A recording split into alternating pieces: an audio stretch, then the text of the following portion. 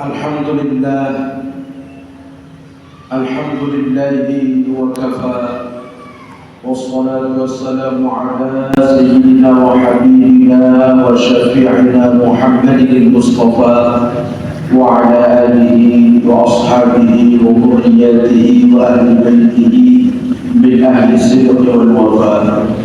Asyhadu an la ilaha illallah wahdahu la syarika lahu وأشهد أن محمدا عبده ورسوله.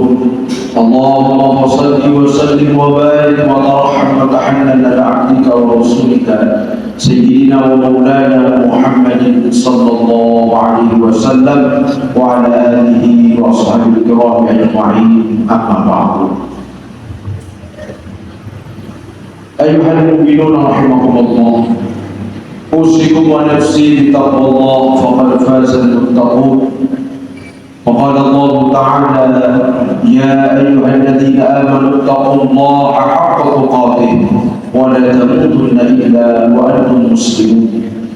يا أيها الذين آمنوا اتقوا الله وقولوا قولا سديدا يصلح لكم أعمالكم ويغفر لكم ذنوبكم ومن يطع الله ورسوله فقد فاز فوزا عظيما.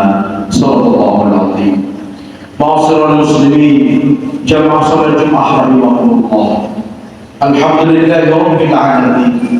Marilah sejenak kita bersyukur selalu kepada Allah Subhanahu wa taala dari lisan kita.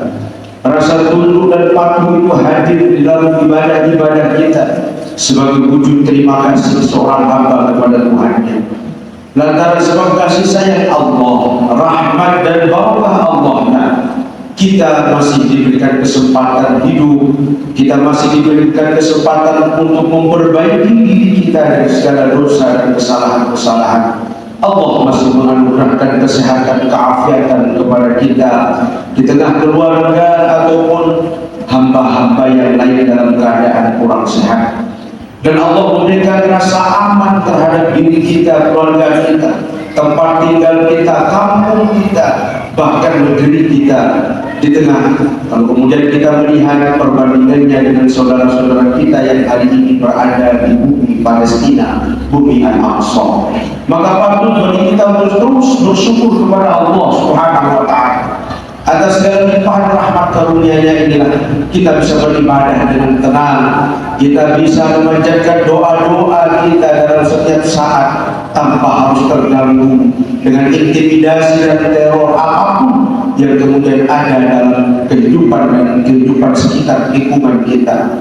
Oleh sebab itu, marilah kemudian Al-Khatib mengajak diri pribadi dan seluruh kita dalam rangka bersyukur kepada Allah, kemudian berselawat kepada baginda Rasulullah SAW, kemudian meningkatkan keimanan dan ketakwaan kita kepadanya. Karena sebab iman dan takwa inilah yang menyebabkan rahmat dan barakah Allah senantiasa hadir dalam setiap sendi-sendi kehidupan kita. Ma'asyiral muslimin, jamaah salat Jumat rahimakumullah.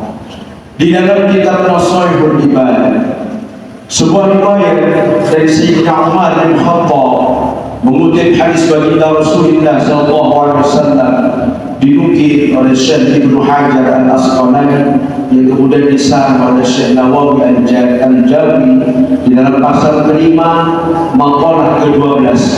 Beliau menuliskan, laula iddi'aqul iyad, laula iddi'aqul ghaib.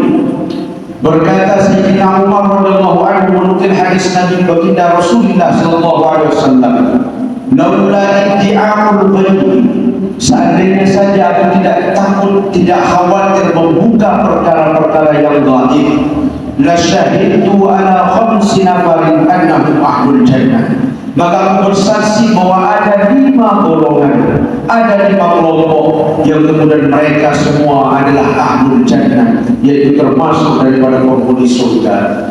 Yang kelima itu yang pertama adalah al-faqir sahibul iyad, yaitu orang-orang miskin yang hidup bersama keluarganya.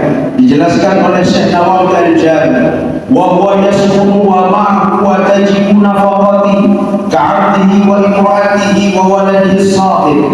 Orang hidup yang dalam keadaan miskin kemudian bersama anak istrinya, ada anak-anaknya yang kecil menantinya membawa rezeki dari luar untuk kemudian dimakan di rumahnya. Inilah orang yang kemudian disebut sebagai al-faqir sahibul diyan, orang yang mendapatkan predikat sebagai ahlul jannah, yaitu orang miskin yang apabila dia sabar dengan keadaannya kemudian selalu taat terhadap perintah Allah, maka dia termasuk sebagai ahlul jannah atau penghuni surga. Maka miskin dengan syarat ada dua, yaitu sabar wa ta'atan, selama dia sabar dengan kondisi dan keadaan, kemudian tidak memutus ibadahnya kepada Allah Subhanahu wa taala, maka orang-orang inilah yang kemudian disebut pada Sayyidina Umar menurut baginda Rasulullah sallallahu alaihi wasallam min ahli jannah. Mereka adalah orang-orang yang menjadi penghuni surga kelak. Yang kedua adalah al-mar'atu ar-radi 'anha zawjuha, yaitu perempuan yang diridhai oleh suaminya baik kala hidupnya maupun setelah meninggalnya. Maka perempuan penting rasanya anak-anak perempuan kita, istri-istri kita, untuk kita didik bagaimana caranya menggapai ridha suami agar kelak juga mendapatkan predikat sebagai ahli jannah atau orang-orang yang mendapatkan jaminan masuk ke dalam surga Allah Subhanahu wa taala.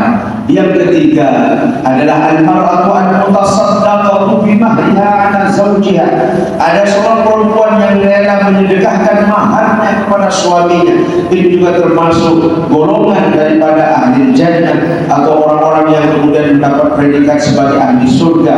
Ada perempuan yang ridha terhadap apa yang menjadi maharnya kemudian disedekahkan kepada suaminya, baik itu untuk kepentingan hidup atau untuk kepentingan-kepentingan yang lain, asal tidak untuk kepentingan maksiat kepada Allah Subhanahu wa taala. Yang keempat adalah ar-radi anhu abawahu. Ada anak-anak yang diridhai oleh orang tuanya. Artinya ridha orang tua juga menjadi penentu apakah kita akan selamat di akhirat kelak, apakah kita akan masuk ke dalam golongan orang-orang yang dikirim oleh Allah masuk ke dalam surga, ataukah justru kita terkirim oleh perbuatan-perbuatan buruk kita ke dalam nerakanya. Maka orang yang diridhai oleh orang tua, ridha yang dimaksudkan adalah di dalam ketaatannya kepada Allah Subhanahu wa taala, ridha dengan apa yang diperintahkan oleh Allah, maka kemudian ridha orang tua kepadanya akan menambah barokah di dalam hidupnya dan itu akan menyelamatkannya di akhirat kelak. Yang terakhir yang menjadi golongan orang yang dijamin masuk surga adalah at-taibu minadz dzambi, yaitu orang-orang yang bertaubat dari segala dosa yang pernah dia perbuat. Maka siapapun yang bertaubat kepada Allah, maka Allah akan memberikan taubat atau menerima taubat itu, kemudian menghapus dosa-dosanya. Ada banyak hadis yang menjelaskan tentang bagaimana kemurahan Allah Subhanahu wa taala di dalam menerima taubat hamba-hambanya. Di antaranya adalah yang diriwayatkan oleh Imam Baihaqi di dalam sebuah hadis sabda baginda Rasulullah sallallahu alaihi wasallam, qala Rasulullah sallallahu alaihi wasallam, at-ta'ibu minadz dzambi kaman la dzamba lahu. Orang yang bertaubat dari dosa-dosa seperti dia tidak memiliki dosa. Kemudian kullu bani adam khata'un wa khairul khata'in at-tawwabun. Setiap anak cucu keturunan Adam pastilah melakukan kesalahan, dan sebaik-baik orang yang bersalah adalah mereka yang bertobat kepada Tuhannya. Hadis riwayat Imam Ahmad. Oleh karena itu ma'asyiral muslimin, jamaah Jumat rahimahumullah, Al-Khatib mengajak kita untuk bertaubat, mengajak kita semua untuk kembali kepada Allah Subhanahu wa taala. Seberapapun dosa yang kita perbuat, bahkan dalam sebuah sabda baginda Rasulullah sallallahu alaihi wasallam dijelaskan, "Lau tabluqa khatayakum as-samawati wal ardh." Seandainya penuh langit dan bumi dengan dosa-dosa yang kita kerjakan, summa tubtum, kemudian engkau bertaubat kepada Allah, fataballahu alaikum, niscaya Allah akan menerima taubat kita. Oleh sebab itu, begitu luas kasih sayang Allah yang Dia berikan kepada kita dengan segala nikmat yang kita rasakan hari ini, yang mudah-mudahan seluruh amalan kebaikan yang kita kerjakan diterima sebagai amal soleh di hadapan Allah Subhanahu wa taala, dan seluruh dosa-dosa yang kita kerjakan sebab lantaran taat kita istighfar kita kepadanya akan dikurangi oleh Allah Subhanahu wa taala, diampuni dosa-dosa kita, sehingga tidak ada dosa besar yang selama itu diiringi oleh istighfar, dan tidak ada dosa kecil kalau kemudian terus menerus dilakukan. Inilah yang harus kita perhatikan sebagai kaum muslimin. Inilah yang mesti diperhatikan oleh orang-orang yang beriman tentang bagaimana memperbaiki kualitas diri kita, kualitas ibadah kita kepada Allah Subhanahu wa taala, agar kelak selamat fid wa dunya wal akhirah. Keselamatan kita mulai dari kehidupan dunia sampai dengan kehidupan akhirat. Mudah-mudahan khutbah singkat ini memberikan satu pelajaran bagi kita. Mungkin kita tidak bisa termasuk dalam 5 kelompok sekaligus, tetapi minimal ada 1-2 bagian yang bisa kita ambil sebagai jaminan kita mendapatkan kebahagiaan di akhirat kelak. Dari 5 hal yang dijamin oleh Rasulullah SAW sebagai ahlul jannah, mudah-mudahan kita termasuk salah satu dari 5 golongan tersebut. Amin ya rabbal alamin. Barakallahu li wa lakum fil Qur'anil azim wa nafa'ani wa iyyakum bima fihi min al-ayati wa dhikril hakim. Fataqabbal minni wa minkum tilawatahu innahu huwas samiul alim. Allahumma salli ala Muhammad. Allahumma salli ala Sayyidina Muhammad.